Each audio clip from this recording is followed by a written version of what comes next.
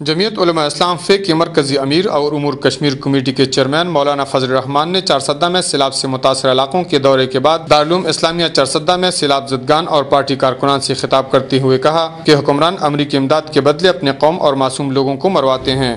مولانا فضل الرحمان کا کہنا تھا کہ حکمران ملک میں جمہوریت اور پارلیمنٹ کی بالادستی کی بات تو کرتے ہیں، لیکن پارلیمنٹ میں ہونے والے متفقہ فیصلوں پر عمل درآمد نہیں ہوتا۔ انہوں نے حکومت پر تنقید کرتے ہوئے کہا کہ یہ بات قابل افسوس ہے کہ متاثرین سیلاب کی امداد انتخابی مہم کے طور پر استعمال کی جا رہی ہے۔ حکمران جماعت سے تعلق رکھنے والے متاثرین کو ہر قسم کی امداد دی جا رہی ہے، مگر اپوزیشن جماعتوں کے متاثرین ابھی تک امداد کے منتظر ہیں۔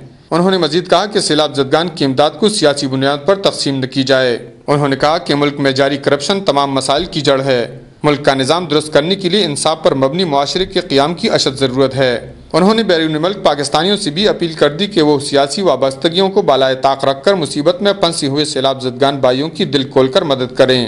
مولانا فضل الرحمان نے جمعیت کے کارکنان اور مقامی قائدین پر زور دیا کہ وہ سیلاب زدگان کی مدد کے لیے آگے بڑھے اور مصیبت کی اس گھڑی میں اپنے ہم وطنوں کا بھرپور ساتھ دیں۔ کفایت اللہ، اے نیوز، چارسدہ۔